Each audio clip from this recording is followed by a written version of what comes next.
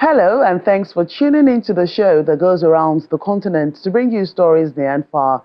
I'm Joke Rogers at Channels Television here in Lagos, and I'm joined by Vincent McCory from the Voice of America in Washington, D.C.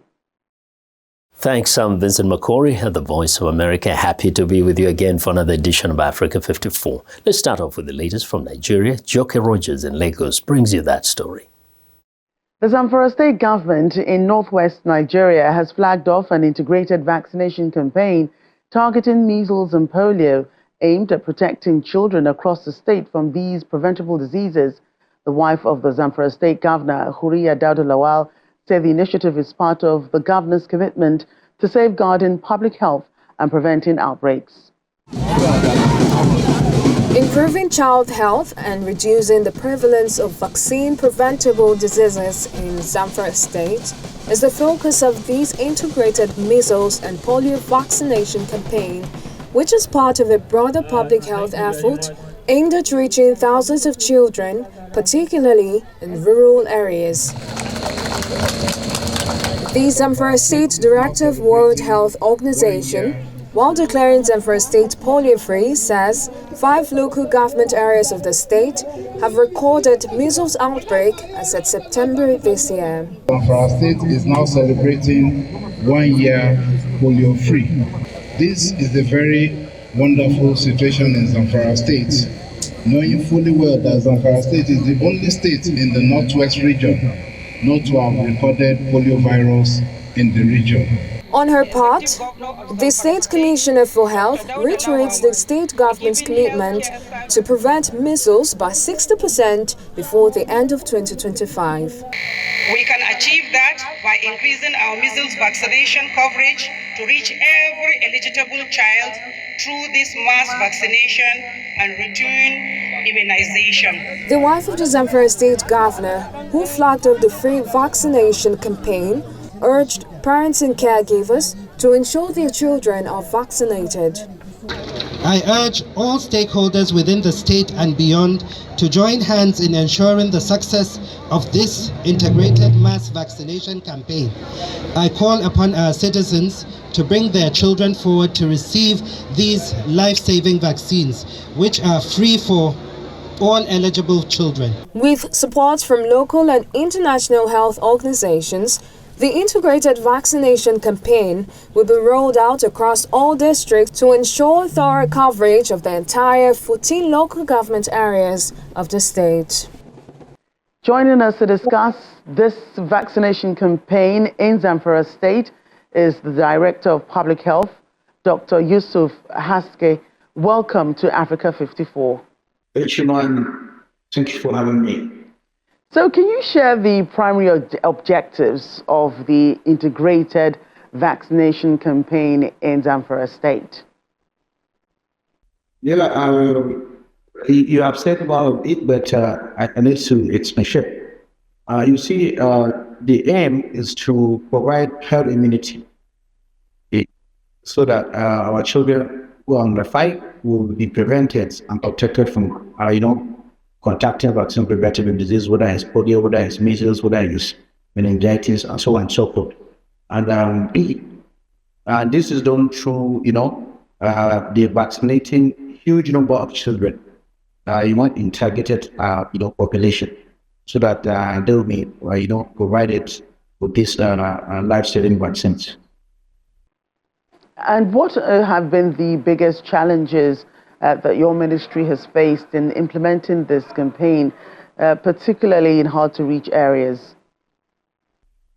Well, we cannot achieve this until we have, an efficient, micro plan, which is a detail that contains the house-to-house, the line list of the settlements, the line list of the children that are targeted, and then a detailed daily implementation plans. But as you mentioned, one of the major, challenge we think we are going to face is the security challenge, which is, I think it's only suffered, or most of the member states suffered this security challenge. But we were able to immunize, a significant number of children.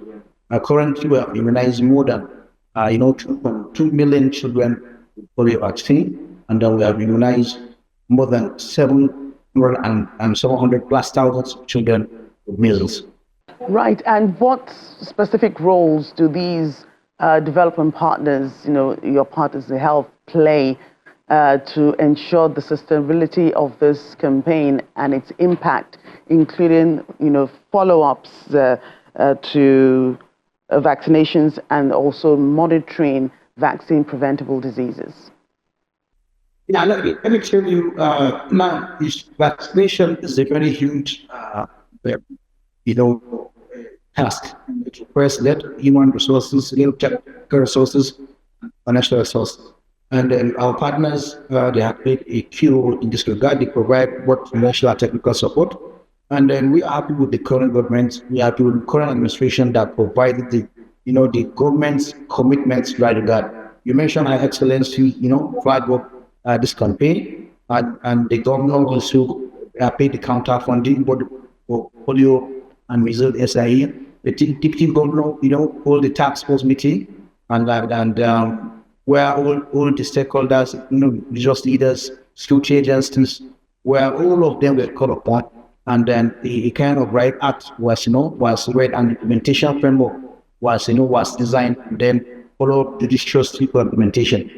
And you see, we have an emergency operations center in Zakwa States, which was supported by eHealth Africa, and it was also technical supported by other partners, WHO, UNICEF, Solida, ACASUS, so many partners and donor agencies in the states. The key into that, and they are supporting us with technical as well as financial support.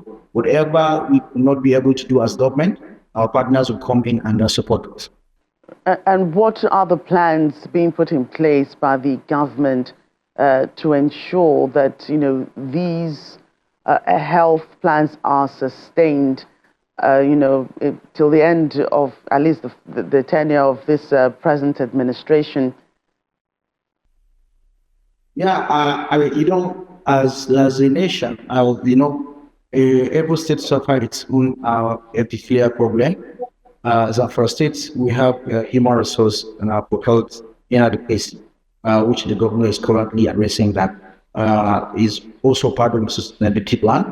And I wish to also inform you that currently the government has improved the welfare packages of the healthcare providers and including other stakeholders. This is also another motivational, sustainability plan. Then he ordered for recruitment and deployment of human resource for health at all levels, and this is also very important. And then currently our surveillance system in the states is very efficient. We have a very robust surveillance system for protecting, and from the community level to facility level to LGA level, your state level and national level. And we have a very system of monitoring and evaluation of our health system. We have an improved routine immunization and coverage. We have an improved supplemental immunization, and activities and campaigns.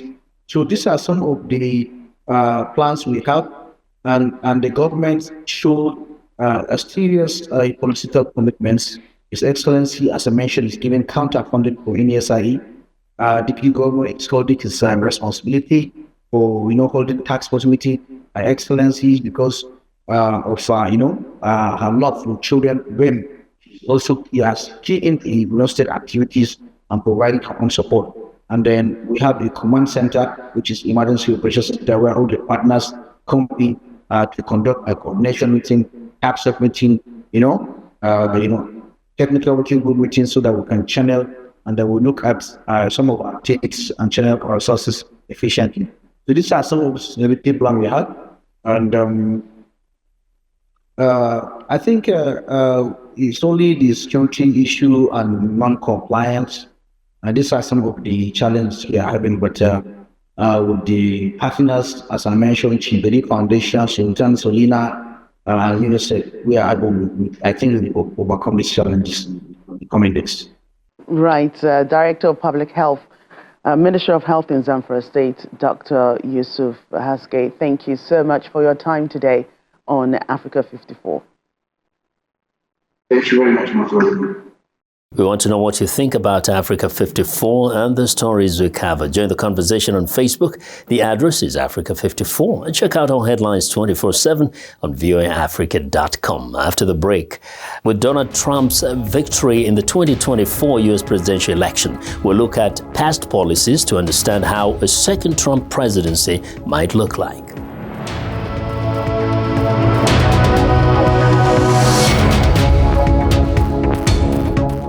Welcome back to Africa 54. I'm Vincent McCory in Washington. With Donald Trump's victory in the 2024 U.S. presidential election, VOA's Tina Trin explores how his past policies and current positions offer insight into the upcoming presidency.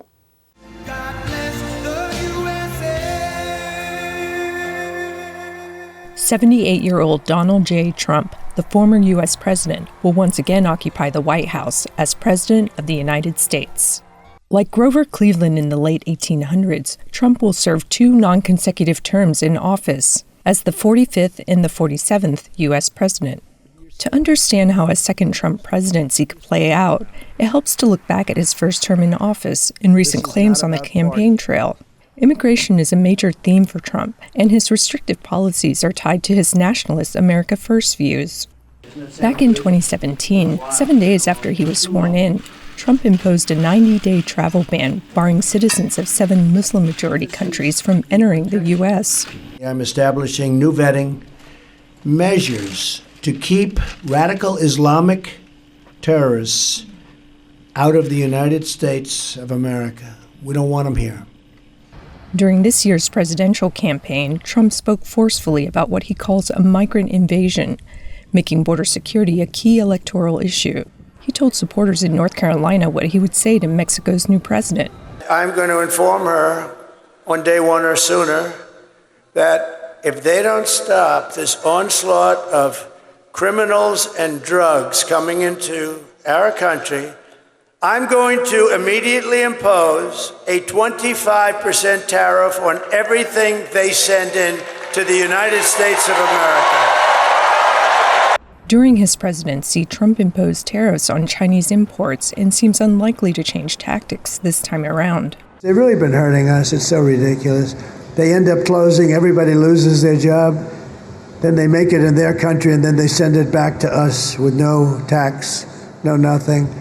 And we lose it. We lose the company, we lose the jobs, we lose sort of everything, and it's so stupid. Trump pulled the U.S. out of the 2015 Paris Agreement, an international treaty tackling climate change, global warming, and greenhouse gas emissions. I was elected to represent the citizens of Pittsburgh, not Paris. Trump says his energy policy will focus on increased domestic oil production and a rollback of environmental regulations. We're going to, first day, first hour, we can do many things in the first, but first, we're going to drill, baby, drill. In his second term as president, Trump is promising a more protectionist and isolationist approach than the last 4 years of President Joe Biden. Tina Trin, VOA News, New York. The Women in Tourism Regional Congress has started in Freetown, Sierra Leone. The event, which has in attendance ministers of tourism from countries in Africa, as well as representatives of the United Nations and other stakeholders, is set to advocate more women participation in the tourism sector. The Ministry of Tourism and Cultural Affairs of the Government of Sierra Leone, in collaboration with the United Nations Tourism, is hosting Women in Tourism Regional Congress with the theme Beyond Empowerment to Education, Innovation and Finance Access. The 3-day program opens officially with a keynote address by the Vice President of the country, Dr. Mohamed Jolde Jallo. We identified tourism as one of those sectors for economic diversification because we believe that with tourism, you can bring enormous economic benefit, you will have the opportunity to create jobs, and more importantly, you'll be able to unleash the potential of the hospitality industry, entertainment, and cultural heritage. Breaking barriers and paving pathways to allow women transform the future of African tourism is the crux of the matter. We are the largest workforce in the tourism industry, and and contribute significantly to its growth and development. Women in Africa also continue to encounter significant gender disparities, from unequal pay to limited access to education and upward mobility, leading to filling leadership roles. We plan to change this narrative by calling on member states to stand up and overcome the challenges women are faced with. All this, according to the United Nations, is part of a bigger and long-term plan. If you look at our work, the tourism agenda for Africa, tourism for inclusive growth, we have 10 different core thematics that is anchored into this agenda. And empowering women and youth through tourism is one of them.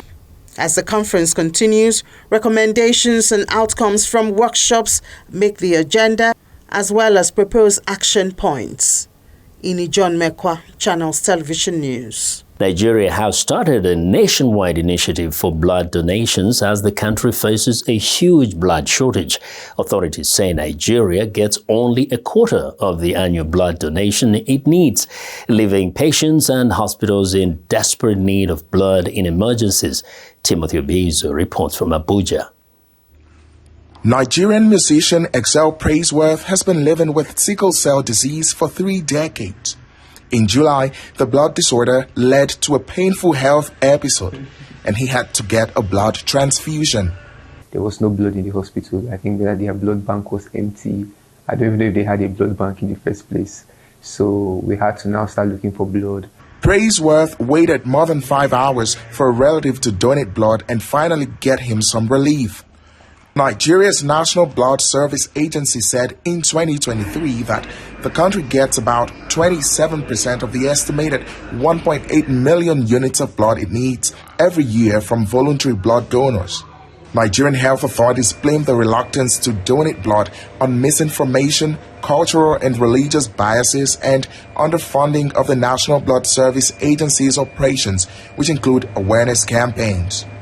Nigeria's severe blood shortage often forces desperate patients to rely on so-called blood racketeers, illegal commercial donors who give blood for pay.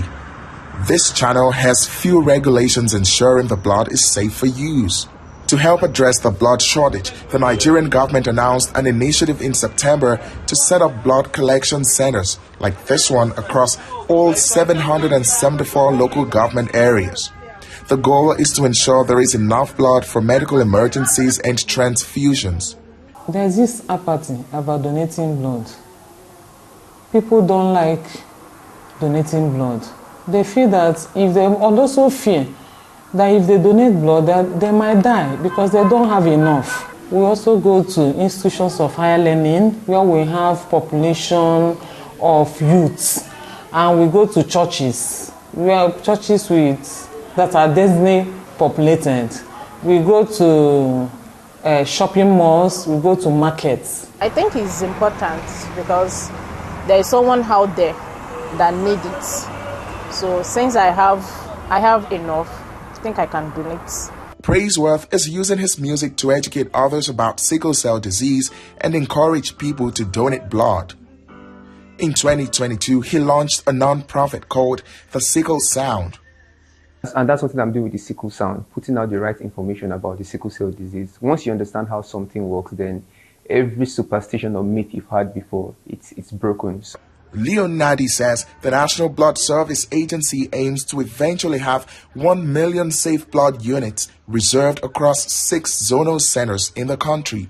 Until then, many people like Praiseworth will struggle to get life-saving assistance. Timothy Obiezu, VOA News, Abuja, Nigeria. The Egyptian government has vowed to fight private tutoring and considers it one of the biggest challenges facing the educational system in the country. However, critics say teachers' low pay and the resulting deteriorating schooling system have turned students away from public schools. An abrupt decision by Egypt's new education minister to remove several core subjects from final year exams for high school students has exposed the strains on an under-resourced and highly competitive schooling system in the country. The move to cut a foreign language in either geology, psychology or philosophy from the subjects that count towards university entrance grades affects hundreds of thousands of students, many of whom are scrambling to adjust their plans for continuing their studies and finding a job. Tens of thousands of teachers will be reassigned and may struggle to replace supplementary income earned through private tutoring. Amongst those is French language teacher Hussein Abul Ainin, who's been teaching high school students for 40 years.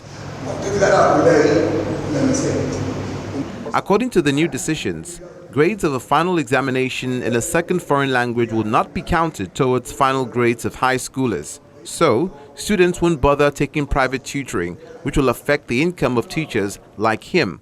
The Ministry of Education says the new decisions aim to lift the burden of the students and their parents by decreasing the number of subjects counting towards final high school scores, essential for university entrance in Egypt. But critics accuse the authorities of attempting to reduce government spending on education. According to the Alternative Policy Solutions Center at the American University in Cairo, government spending on education has increased monetarily as inflation soared over the years, but declined in terms of total government spending and as a percentage of GDP. Chinatowns are recognizable all over the world, either by their big red gates or streets lined with Chinese restaurants and stores. In Nairobi, Kenya, there are several Chinatowns of different sizes scattered around the city. VOA Nairobi Bureau Chief Mariama Diallo took a stroll in one of them and has this story. From caramel sunflower seeds to Chinese instant noodles, the Feng Cheng supermarket has a wide variety of products. This supermarket is not only for Chinese, for any people. This market is in one of the mini Chinatowns in Nairobi. Located in the Kilimani neighborhood, it's about 5 kilometers west of the city's central business district. Owner and former doctor Liu Fengchen opened this market 6 years ago. Originally from China, he came to Kenya 3 decades ago. He married a Kenyan and they have 2 children. Chen says he became an entrepreneur because he saw a business opportunity here. I check from 30 years ago up to now, is the Chinese. There comes some more than before. The modern-day wave of migration from China to Kenya took off during the administration of late President Mwai Kibaki, says Nairobi University's Kenneth Ambongi. Kibaki sort of formulated a foreign policy that was anchored around what we call positive engagement in diplomacy, which was, if we have danced to the tune of the West all this long, and we have not been able to move as fast as we wanted to move development-wise, why can't we try the East? Like many African countries, Kenya has green-lighted massive Chinese-built infrastructure, including highways and railroads. They are part of Chinese leader Xi Jinping's Belt and Road Initiative, a multi-billion-dollar vision aimed to promote trade and investment by connecting China to the world through infrastructure projects. We provide soup, a pot of soup, beef soup to be precise. You cook by yourself, so we have a variety of things. There's different kinds of meats. General Manager Stephen Obado says he's been working at the Hot Pot Train restaurant in Chinatown since it opened in January. Majority of our customers are Asians, but we also have local customers. So Chinese people and Thailand people, those are the majority of the people we get here. Bonnie Howe, originally from Shanghai, recently moved to Kenya from Uganda for work 6 months ago. She's been a regular visitor here. By eating the hot pot, it can make me missing my homeland. Maybe I'm going to for shopping. Some Chinese will use some special things, like the vegetable is different from local. Fresh faces mean more business for Liu Fengchen. Between the Chinese and local customers, plus the years he's been living here, he's learned to embrace Kenyan culture and even picked up a little Swahili. Mariama Diallo, VOA News, Nairobi. Kenya yetu hakuna matata.